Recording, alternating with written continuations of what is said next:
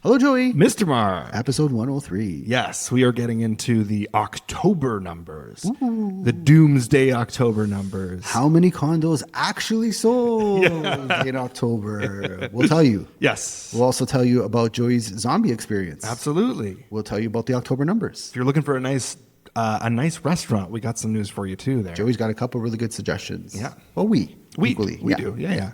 And if you really want to know about the comet flying over the Earth's atmosphere out in our solar system, truly, stay tuned to the very end. The very end. Yeah. Episode 103. Enjoy. Welcome to the Toronto Livings Podcast, a conversation about all things Toronto with a focus on real estate, the culture, and of course, the food. I'm Mark Savell. And I'm Joey Virgilio. And we're realtors with Sage Real Estate, working together as a Toronto Livings team with a focus on helping you buy better, sell higher, and of course, having a little bit of fun along the way.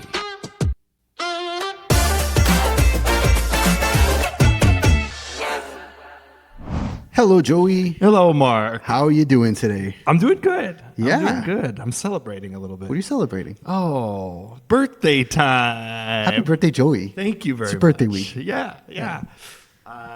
It's been a good little bit. Well, it was yesterday, so this still counts. It still counts. Yeah. I'm still riding it out for the whole weekend, so. You've got like a 4-day. Joey is well loved. If you've not known this yet about Joey, is well loved. He's a 4-day birthday celebration man. Yeah. How are you doing? I'm well. I think I'm shifting. I'm mourning the loss of the Jays. Yep. We'll get into that because it's been a lot. I'm mourning the loss of warm weather. Oh my God. Yeah. Today it just seems this is a gloomy day today. But I'm celebrating the October numbers. Actually, yes. In this week's podcast, we look at the October numbers. Nice transition. We celebrate Joey's birthday, and we're going to tell you all you need to know about the month of October. Absolutely. There's some pleasant surprises in it. Yes, there is. Especially, I was shocked. Not shocked, but I was shocked because there was a lot of other headlines going on right now. And this was actually like I would consider a more optimistic month. I would agree. But not a lot of people are reading it that way. Yeah. We're shifting from the summer months. It's slightly picked up, but Yep. You're going to have to stay tuned and deal with some of our banter before we get into the good stuff. Absolutely. So, Joey, how was your week? Where'd you eat? Okay, so I'm going to skip the birthday. You want to save it for next week? I'll save the birthday because there's a lot of stuff that happened the previous week. And there's a lot of stuff happening for you. Yeah. Like, you got 3 more big meals to get through. Yeah, that's also true. Let's save it for next week. Yeah. But as of right now, we also have to talk about something that we haven't done a podcast since Halloween. Oh, yeah. Which is the other big piece of the puzzle. Right. And might be my actual favorite time of year at this point, specifically because of one very, very magical event. And that is... Does it involve zombies? It absolutely does. It absolutely does. Zombie wrestling, Superkick'd. God bless you. You throw the event of the season, and I don't think I'll ever miss one from here on out. Does he do a Christmas one? I don't think so. I'm going to find out. I mean, I think we should send him a suggestion. I definitely will find out about that. But, oh man, they should absolutely do that. Psychotic Santa Mike? Yeah. It writes itself. It does, absolutely. Did you go in costume this year? Yeah, I wore costume. Mankind? That is I have one more year of Mankind because I told myself I'd do 3 years. And then after that, I've got Dude Love, I got Cactus Jack. That's a good idea. I'm set for the next little while. That's a good idea. I like that. I have to zombie wrestling Superkick'd. God bless you guys. Zombie Mike, aka Psychotic Michael, Psycho Michael. Yeah. Yeah. Shout out to Pretty Ricky. Ooh. Yes, who was Beetlejuice in this one, like a version of Beetlejuice. Okay. And he had a boyfriend that they had a quabble, or a quabble. Is that a word? Squabble. Yes. They had a squabble. Tomato. There was one shout out to, I don't remember the zombie's name, but he did have telekinesis powers. Okay. And he took a limb of a zombie and made another wrestler beat himself with the broken limb. It was just a magical event. Wow. Yeah, don't miss it every year. It's at the Great Hall. It's run by Superkick'd. We'll link the website in the description. All that. God, yeah. It's the best event. Yeah, this is Joey's. This is your Super Bowl, man. 100%. This is my Super Bowl. This is your Super Bowl. Like a couple weeks in advance, Joey will reach out like, "Hey, heads up, I'm going to be available this night. Yeah, don't book anything. Don't book anything on this night. I will be busy For Halloween. Nah, for Superkick'd zombie wrestling. That's amazing. I saw some pictures on your Instagram story, and it did look as magical as it you're should. describing. Yeah, absolutely. Yeah. How about yourself? How was your weeks? No zombies, although I felt like a zombie last week. Yep. I did attend. So interesting. I went to the World Series. I went to 3 games this Blue Jays run. I gotta ramble on this for a minute. Yeah. The Jays did something so special this year. They brought the city together in a way that I think we desperately needed. Mm-hmm. It gave us glimmers of hope of the glory days that we once had when people got along and everything was kosher and friendly and all that fun stuff. No politics of anything. It was just celebrating, all coming together under one banner. The Toronto Blue Jays. I went to the first round series, saw a game there. I went to the George Springer Dinger Game 7, lost my mind there. And sadly, my dad's friend has this weird thing. It's actually a really good hack. If you want to catch the Jays on the cheap, book a table at the Marriott Hotel. Ooh, releasing some important info. Yes. You will sit right next to the Jumbotron, so you're in the outfield. For a regular game, I think it's like $40 for a table. Yep. Which is equivalent, if not less than a ticket, and 4 people can sit at the table. Yeah. Great food, obviously good drinks, and you see everything. So my dad wasn't able to make Game 7 World Series. He got hit with this fall cold that's going around. And right. Like, you got to go. I felt so bad. And I was like, this is your thing. But I went. And for 9 innings, I was the happiest guy in the world. Oh, okay. I did not. I'm clearly not a big baseball guy. Same. But that Game 7, I was. This is the farthest I went. I was refreshing the score on my thing because I wanted to see what was going on. That's commitment. It seemed like there's commitment. It seemed like an extremely close game. Like if you're gonna lose, I feel like they held their own. Well, many people are saying who know far more about baseball than me that this was by far the greatest World Series in recent memory. Right. Just the battle back and forth to take it to Game 7, to then take it to extra innings in Game 7. Right.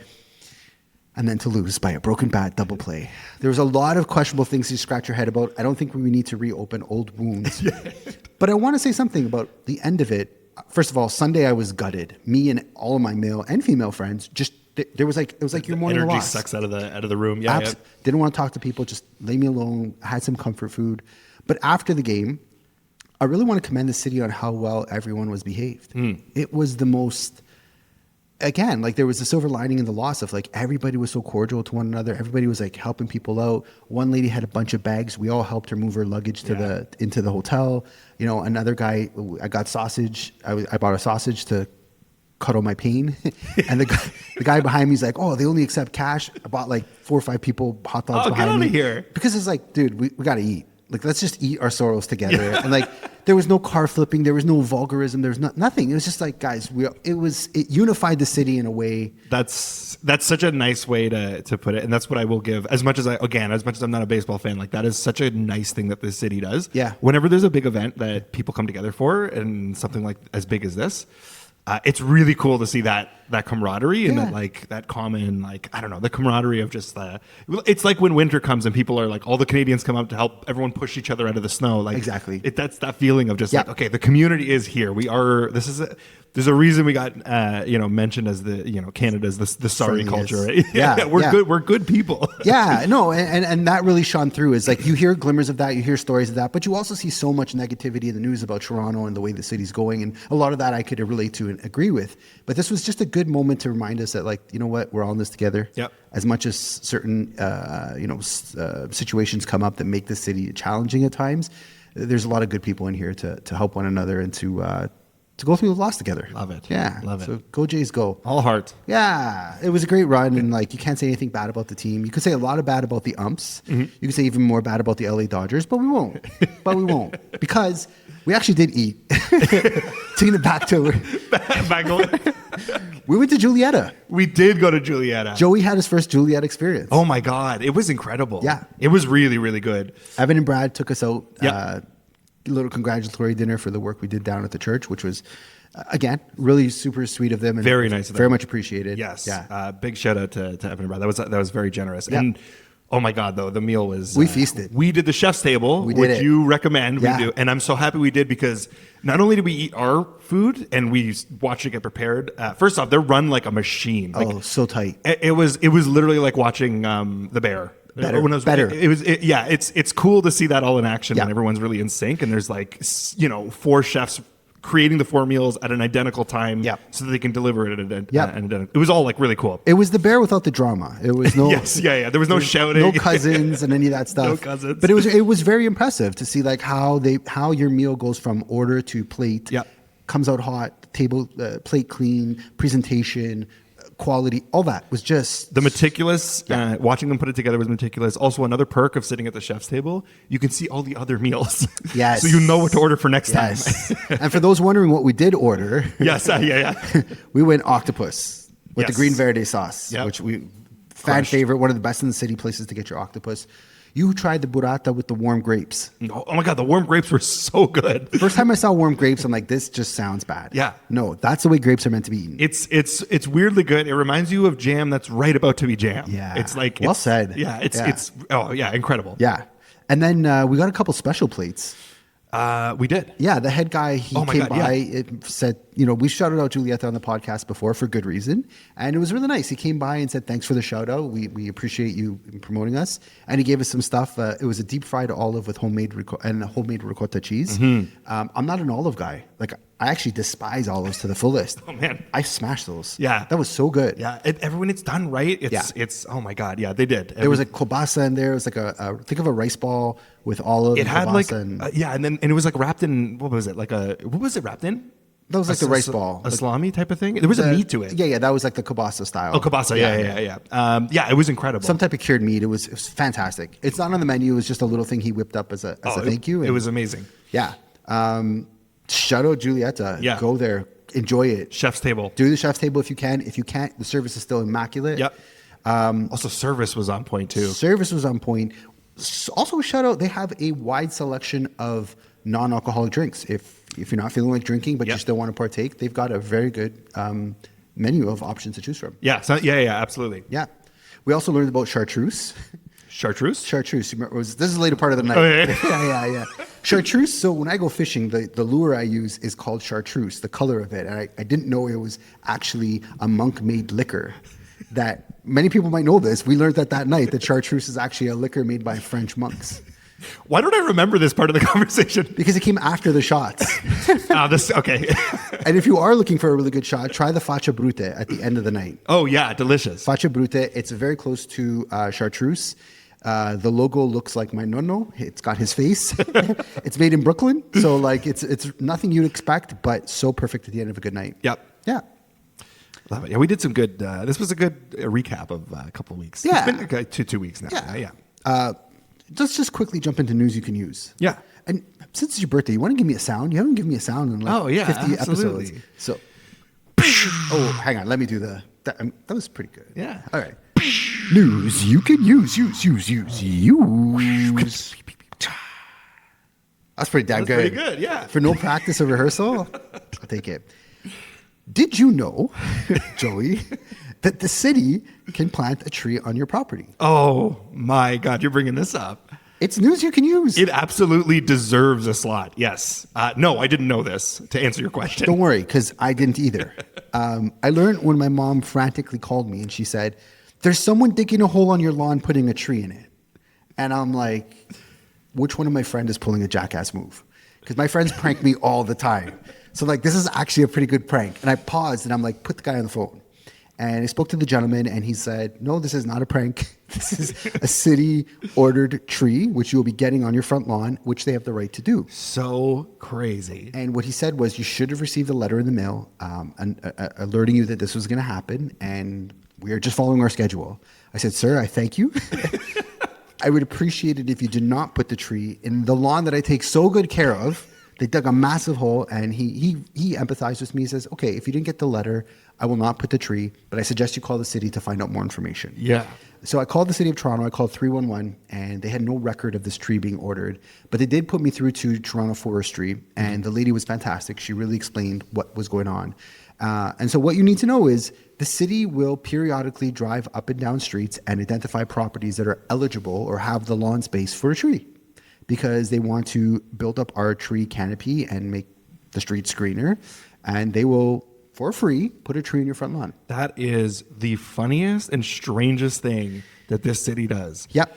I will say, this is insane to me that this is a thing, but when you do get up to some of those high-rise condos and you do look over the landscape of Toronto, there's something fantastic about just seeing greenery not just cement and houses.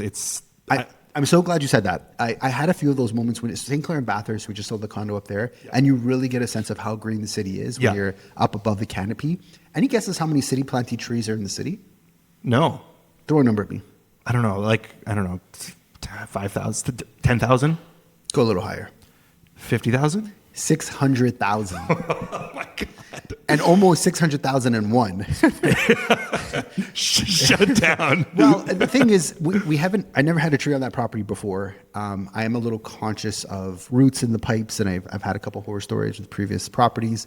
So I declined my tree. I have plenty of trees in the rear of my property. So I said, I'm good for now. But the process was it was a good learning experience. And so the city, she showed me the letter that they would send, and you get to choose between 3 species. They've already picked species that aren't known to have evasive roots to go into the pipes. So it's a well thought out process. Yeah. It's not just they're putting a massive maple tree that's going to cause you headaches down the road. Yeah. It's all your plumbing gets messed up. They've really taken their time to think it through. But I think what's important for everyone to know is that as much as you own your property, there is this thing called a city road allowance. Right. And it's not a set in stone measurement. Each property is different, which is kind of hard for me to wrap my head around, because I'm like, where they were going to put the tree was pretty close to my veranda. It wasn't really close to the sidewalk. Right. But I will say the whole experience was a good learning experience, something I'm sharing with a lot of my clients. And also the gentleman who did not put the tree in, filled the hole up, put new grass in, looks like he never touched it. Oh, he put grass in too. Yeah. It was, all in all, it was a good experience. That's not bad. That's not bit of bad. an eye-opener when it was happening, but net, quite happy with it all. So crazy that's a thing. And I was, when we first were talking about this, I was ready to bash it and go crazy. That it's like, this is insane. But then, it's true. You do get those moments of like, Toronto is very green though, and there's something really nice about that when you're I don't know. It's a green city, which I like. Yeah, and if you go into some of the higher end pockets, one of the allures that draws people to it is the tree lined streets. Yes. There's a reason why people do gravitate to that level of look and feel, that curb appeal. And I think this is the city's way of trying to keep it up. Somehow the letter got lost in the mail between the postal strike and God knows what else. I never received it. But she did send me a copy of what they had sent. I was able to review it. And I was, if you're looking to get a tree, contact the city. They will gladly. It's a free one. Yeah, it was free. Yeah, exactly. That's so funny. Yeah. So that is a great news you can use, I think. Yeah, news you can use. The city will give you a tree if you want one. New listings. Let's talk about... Yeah, 307 Warden. We just put a really sweet property on the market. It's a fantastic starter home, 2-bedroom bungalow with a 3rd bedroom in the basement. We did all the right renovations in there. It's modern, new flooring, new kitchen, new roof, new insulation. Yeah. All the right things were done in the house. Massive backyard. Yeah. Huge backyard. Really nice. They have a fire pit. Perfect. They have a separate patio. So 307 Warden, it's priced at $950,000. We're doing an open house this week. By the time this airs, you would have missed the open house. So, but if you want a private tour, Joey or me can definitely take you out. And it's a really nice. If you're looking for like a starter bungalow, it's fantastic. Open concept too, which is they did the right stuff to it. Yeah, freshly painted, shows very well. Really, just move your stuff in and enjoy life. Yep. Yeah. Love it. Cool. New rentals might be coming up soon. Yeah, you got a couple stuff on the go. Stay tuned, because I'm not going to say it yet. Nothing's set in stone just yet. Yeah. But Vaughan, if you're interested in renting something out in Vaughan, I might have something for you on the back burner. Right on. And potentially the East End. Okay. But I'm going to have to keep you posted on that one. Okay. I'll keep you posted on both of them. I'm just pre-mentioning it because I figure I might as well get a little head start on it. Yeah. If you're in the market, we still have that great place up on King Street. We've reduced the price again. It's super affordable. Plus, you're getting over, I think it's a 400, 500 square foot private terrace, which is so rare in the city. So we've got rentals, we do rentals, we've got sales, we've got houses, we've got them all. Well said. Thank you. Shifting now to the main topic. Meat and potatoes are coming through. The meat and potatoes. They're coming through. We're talking about October. Yeah. October numbers, and every headline I've read about October numbers has been awful about how much it's a buyer's market and it's doomsday again. And question: why is a buyer's market a bad thing? I also agree with that. Why is it There's always two sides to the coin, but it's so funny that it's the headline bonanza. Yeah, like that's actually, in a positive world, buyers rejoice. Now's your time to get in at prices we haven't seen in X amount of years. Yeah. I wish, someone posted that. But there was one headline before we really get into it. Did you see how many condos Yes. sold in September? Oh, the amount of people that are talking about this number. Yeah. I want to fight the world. Yeah. Six Buzz, Toronto Life, Toronto Star quoted 57 condos sold. What? And it's so funny because in contrast of what Actually happened. Yeah. It's the exact opposite. Yeah, we're going to get into the exact opposite. Yes. But the 57, if you heard that number on Instagram, Twitter, social media, the news, that is pre-construction. Thank you. I retweeted everybody who wrote that comment, and I said, no, that's only pre-construction. No, I look like a loser online. I don't care. Just they're putting the Yeah, I'm not a loser, like a troll. Yeah. I guess that's what they call him, the troll. But I'm like context matters. Yeah. Because people hear that and they're like, whoa, 57, that's crazy. No. And you're getting in for a shocking surprise when we get to Condo World. Agreed. Yeah, agreed. So let's do big picture. Okay, go for it. So summer was a little bit quieter. We started with a little bit of a cautious start. September wasn't really gangbuster. We didn't really see huge numbers. Yeah. But I think October delivered a really good indication that things are starting to stabilize. Yes, thank you. That's our first indicator that October wasn't as bad a month as everybody's making it out to be. Yeah, sales continue to improve. Inventory eased from September, so we're not as many listings on the market. Yep. And prices more or less held the same as in September. Yep. Now, this is a weird transitioning period because November, December will seasonally get slow. So expect lesser than month-over-month declines are definitely coming. Yep. No shadow of a doubt. But I think this is a really good indicator to say, okay, there's a little bit of stabilization. Yes, and what you usually see, so these better numbers usually come in September, and then it kind of it'll start to dissipate over October, and then we get into holiday season. Yeah. But it was like a delayed effect. It was like September was okay. It was like medium. Yeah. And then October hit. We were talking about in our last market report that October was feeling really good, and we think the numbers are going to be better. And we felt it. The jump really happened in October. Yeah, so month over month, that's a really good segue. 10%. We had 10% more sales in October than we did from September. And this is the second month in a row of growth. Mm-hmm. Now, this is where the headlines kicked in and where the media really started salivating. Unfortunately, those numbers represent 520 less sales than the same period last year. So, does it really matter? Yeah. Does it really matter? Because we are dealing with today's numbers and today's numbers only. Yeah. Because we can go back to September's prior and it was even more negative headlines. Yeah. And I also want to bring up for context, so sales being transactions, the amount of volume that actually got purchased. We also have to pair that with listings, like active listings and new listings. Great point. New listings dropped more than 16%. Yep. Which helped balance the market after the September surge. Yeah. Yeah, and the net result... which also makes sense. September is usually the push where realtors are like, get ready for the fall market. Yeah. We're going to list in September. October didn't have that same thing, but a lot more people were purchasing month over month. So we saw the delayed absorption. Yeah, and 10% more sales with less inventory. These are all pointing to a little bit more of a stabilized or somewhat balanced market. And I think the key indicator in all this that ties it together nicely is prices were almost the same as they were in September. Right. So... it's 0.5% difference, but we'll call it all the same for most things. Yep. For those wondering, the average price, taking all property types into account and looking at the GTA, so a very big picture, is $1,054,000. Is the average price of real estate in the GTA market. So that average is down 7.2% compared to last year.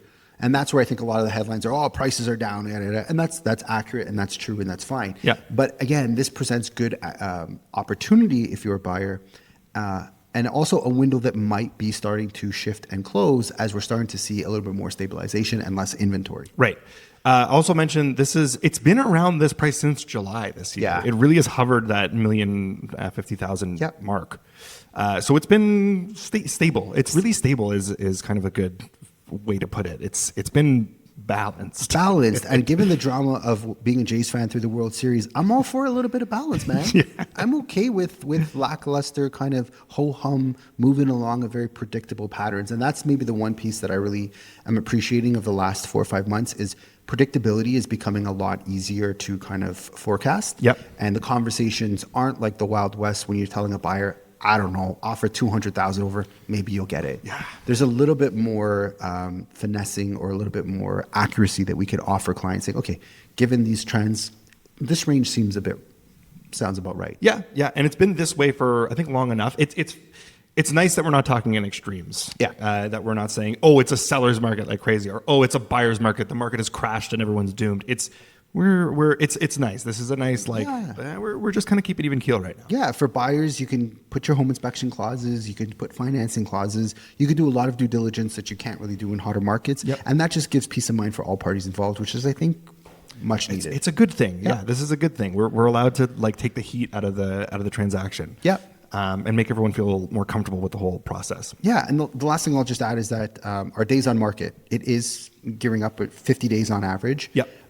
That's kind of in line with what we've seen for the last 4 months. However, it is 7 days longer than the same time last year. Right. So last year, you're looking at 42 days, which is, what's that, 5 weeks. Now it's taking about 6 weeks to sell a place. Yep. I don't think that makes a big difference in the grand scheme of things. I'm telling a lot of clients, expect 1 to 2 months to be on the market. It all depends how aggressively you want to price your home and what you want to do, but I'm good with all this. Yeah. Very okay with all this. Yeah, absolutely. Yeah. Absolutely agree. Okay, let's look at the 416, Toronto, the market we work in. Yep. And just a really quick overview of what's happening with the different segments. Yep. Do you want to start with detached? Yeah, detached is up 10.67%. Yep. Which is 72 sales. Total for the month was 747. Yeah, it was pretty decent. Yeah. And I'll just maybe should have led with this, but all segments saw month-over-month increases. Yes, yeah. So- that's one of those indicators that's like, why is nobody talking about this one? Oh, we're going to get to point number 4. So semi-detached, they saw a 22% month-over-month increase, total of 263 transactions. Yep. Townhouses up 13%. There's about 30 sales. More, yeah. 250 in total. Okay, can I get a drum roll? Condos. We experienced 1,072 sales. Yeah. This is the second month this year where we cleared 1,000 sales. Yeah. This is the headline that needs to be discussed. It's so funny that the biggest headline, and because it's a really fun number to say, is that what was 52 was the amount of sales? 53. 53. My apologies. Yeah. 53 sales for new construction. Yes. But nobody's talking about the fact that this is the best sales the condos have done this year. It's over 1,000. This is the best month for condo transactions in 2025. Yeah. A segment that's had nothing but terrible news its way. Yeah. Investors, falling from the skies and all this other doom and gloom stuff. Yeah. And yet the headline everybody's focused on is a misleading one referencing 53 pre-construction sales. Nobody talking about 1,072 resales. Yes. I want to add one more thing. Not only did every segment see an increase month over month in terms of transactions, but they're actually top 3 in all 3 for the year of 2025 so far. So detached this is the third highest month of transactions this year. Semis, third highest month worth of transactions. Towns, second highest month. And condos, this is their highest month of 2025. Crickets. Over 1,000. Yeah, and Crickets. it's 53. Everyone's focused on new construction specifically, and nobody's talking about resale. Yeah. So listen, and let's just take a second to say, 53 pre-construction sales is terrible. Yeah. It is dismal. Yeah, It is yeah. bad. It is very low. It is all those things. But it's not the headline that should be talked about. We know pre-construction, the investor segment's very hesitant. There's a lot of concern with that. The prices are so much higher than resale, so there's much more value in just buying a resale than speculating what's going to happen in a pre-con. Yep. So all that's for a good reason. But I think there's even better reason to say that condos doing better is a good indicator for the market as a whole. Yes. Because that shows a return to usually first-time buyers. And the first-time buyers is what spurs the move-up buyers and the townhouse semi-detached. So very happy with that number. Love that. We're very happy with that amount of transactions we've seen. Yep. And we got another rate cut. Yes, we did get another rate cut. So all sounds very good for things ahead. Yeah. We're not talking the days of bidding wars are back. They're not talking 22. No. We're just saying a good movement up in the right direction. Yeah. This is the opposite of everything you're reading right now, which is straight doomsday. But this was actually a pretty positive month, I would say. Let's keep the train going and talk about pricing. Yeah, let's Okay. do it. Detached. So detached down 3.97%. Month over month. Month over month. Yeah. So down 66,000. Freehold property saw a mixed performance. Detached and townhouses values experience modest declines. Yeah, and we're getting into townhouses because there's a whole thing with townhouses that we know about. Yes. Semi-detached did see a month-over-month increase. Yep. Up 3.2%, about $37,000 more for a townhouse in October than it was in September. Yep. They posted actually the strongest gains of the month. So I'm going to do this. I'm going to set this up as, okay, so detached, we saw a slight decline. Semis, we saw a slight incline. This is where our balanced feel is going to come from. Yep. Townhouses down 4.19% month over month, about $38,000 worth of value. And they're currently sitting at 890,000. Which townhouses doing townhouses? Yeah. They swing from $1 million to 900,000. Yeah. We've got a whole podcast, episode 102. Yes, we should link it in the comments somewhere. I'll find a way to link it. That this is townhouses doing what townhouses do. Yep. There is a wide variety. There's 3 different styles of ownership. There's go. a condo, there's a freehold, and there's a plateau. Yes. And all of them are lumped together when we're talking about townhouses. Yep. So that being down the largest amount, 4.2%, doesn't really concern me because we know about the variability in townhouses. 100%. But condos saw a nice little bump. They did see a bump. They see a 2.66% bump and up $18,000. Yeah. This is the third month in a row of gains when it comes to condo pricing. Yep. We're just under 700,000 now. It's kind of teeter-tottered between 680 as the low and I believe about 730 as the high for this year. So we're not near the highs, but nature is healing. There's signs that things are happening, that there is a return to interest in condos. Yes. Yeah, and again I want to point out our balanced month of detached decreased, semis increased, townhouses decreased, condos increased. We're just kind of in this like everything feels very just a little more even keel. Yeah, stabilization. And that's none of these numbers are really big swings, which is obviously a very good indicator. Yep. And again, I think Life to Condo World is going to help with the steps of the other segments as well. Yep. Months of inventory. This is Joey's section. Yes, months of inventory. So for any new listeners, what months of inventory is if basically you stop uploading new listings to the MLS today, how long would it take for that, for all of our inventory to sell out if we just cut it today? 1 to 3 months is the indicator that it's a seller's market, it's a tight market and prices go up. 4 to 6 months is balanced, and 6+ months is a buyer's market and prices go down. So this is an interesting one, and this is why I brought this up at the beginning of the episode. Mm-hmm. We saw a drop in months of inventory, a pretty large drop, more than I thought it was going to be. Everything kind of tightened up a little bit when it comes to absorption and what's being listed compared to what the transactions look like. So I'm going to do my usual first place, second place, third place ranking, in terms of the tightest inventory awards. So first place, semis still keep the lead. Yep. They went from 3.3 months of inventory all the way down to 2.6 months of inventory. Yep. And this is by design. There's not as much inventory of semis as there are some of the other segments. Yep. So typically we see this. This is semis. If you're just starting on this is your first market update that we do. Semis have been in first place basically the whole time. Yeah. And it's just because there's not a ton of them. Our runner-up goes to towns. From a 4.3 months of inventory, dropped down to a 3.6 months of inventory. It's a 20% drop in terms of months of inventory. And also brings us basically right at the step of a seller's market, if in a technical sense. Third place goes to detached from 5.1 to 4.5. These are big drops. Everything we've seen like leading up to today has been like point like something 0.3, 0.5. Small little shifts. These are pretty big numbers. And then last place goes to condos, but condos went from 6.4 months of inventory all the way down to 5.7. So I thought we were going to see it. I was expecting to see it, considering that not many more people listed in October, but a lot of people bought in October. But these are bigger numbers than I anticipated. So they're bigger overall. What's the vibe check? The vibe check is people are absorbing. I think we're not going to see a ton of new listings continue to hit over the next couple of months.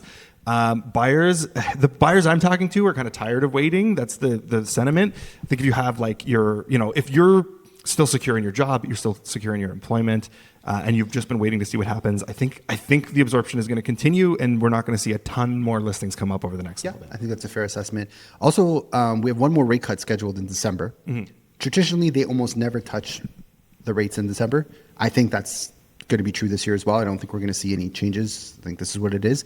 But if you're rate sensitive, you could go variable, right? You could go variable and follow the trend down as it happens. Because the rate announcement has nothing to do with the variable rate. That's tied to the bond. So if you're on the fence, get in touch with us. We're happy to kind of educate you a bit more on what your options are. Fixed is also fine if you want the peace of mind and knowing kind of what you're going to be paying every month. But, some people are like, oh, I think the rate's going to keep going further down. Yeah, you're probably right. So go variable because you could ride that train down, and you could always lock in if there is a change in things. But all the economic outlook looks pretty bleak. Yep. Bitcoin's down under $100,000 a Bitcoin. Okay. Not that we own any. Bye. But I like a good headline, and that's a good headline. And yeah, I mean, I'm ready to just rant about my UFO, if I may. I think we've got the market. It's a great data. segue. Yeah, it's a great segue. Well, I mean, no one's asked for this. Like literally nobody. Actually, I think my wife for the first time turned off the podcast when she heard me talking. Just start going into it. Adrienne S is like, oh God, here he goes off. Well, I just want to touch base on a couple of things. I did look into, you said you had a listener who was saying that we're seeing this comet because our technology is getting better. Yes. And I was a little bit unsure. That is correct.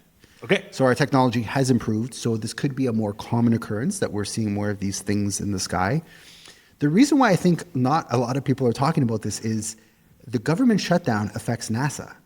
So NASA is not reporting on any data. Oh, interesting. Coincidence? This whole thing is just to do with the alien invasion This alien that's coming. thing. Well, there's two thoughts of the camp. One is that if aliens do come, it's a government ploy to manipulate us. And then the other camp is the government can't control aliens and they're going to do what they got to do. And a whole new meaning of life will be revealed. I don't know which side I'm on, to be truthful yet. But this comet's doing some weird things. Okay, tell us. It's doing things comets don't do.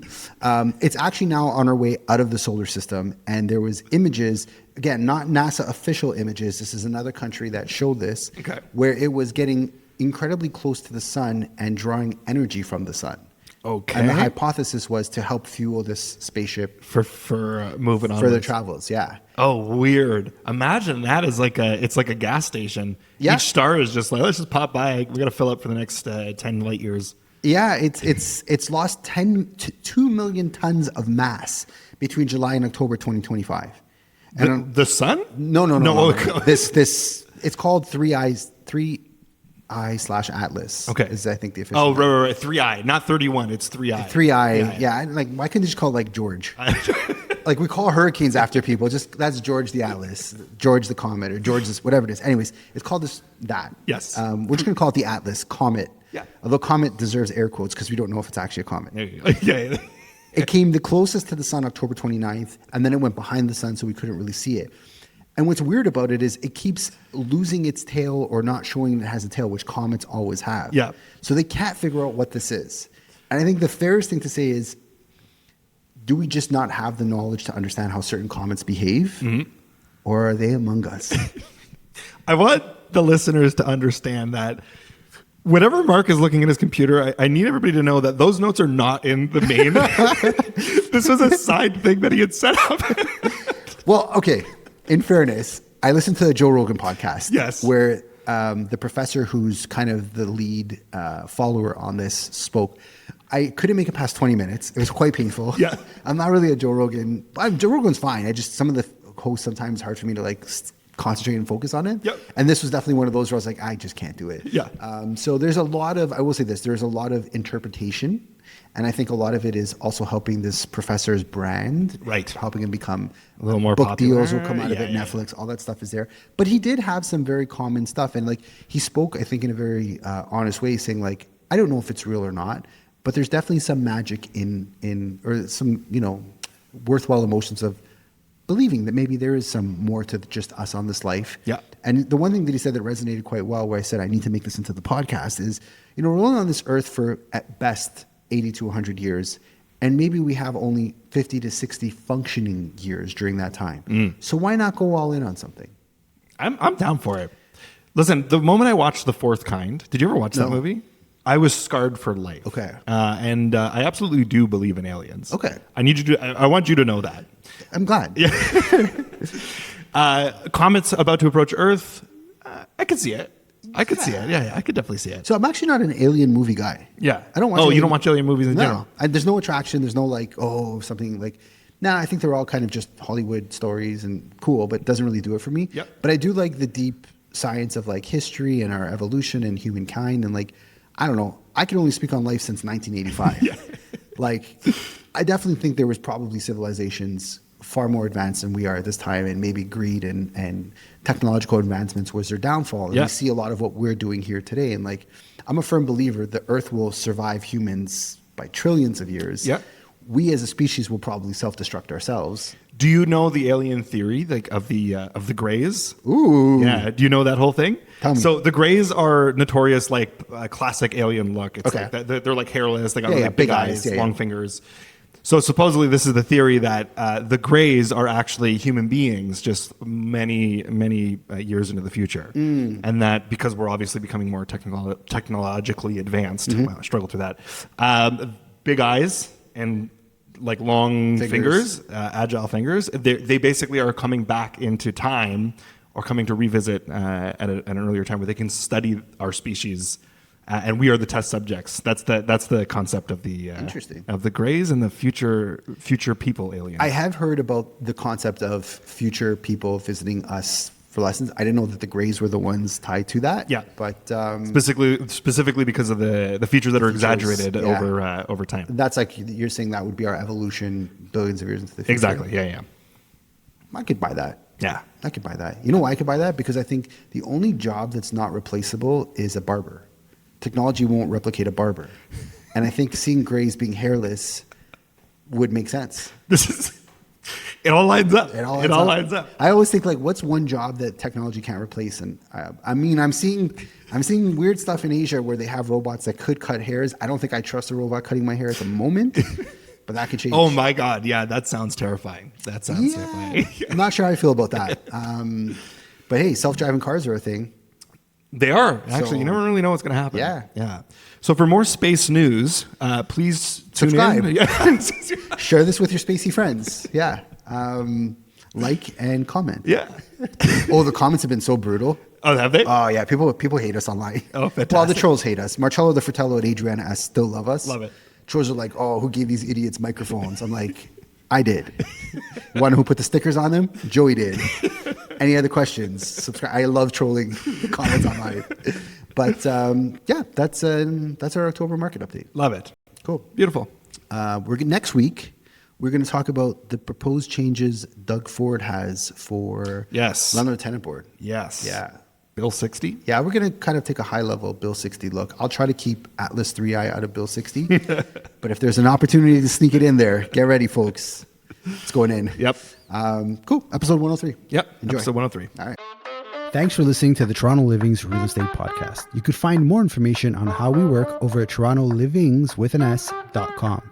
Be sure to sign up for our newsletter to get price reports from over 150 different neighborhoods in the city each and every month. If you got any value, please like, subscribe, and share with your friends. And if you made it this far, thanks for listening.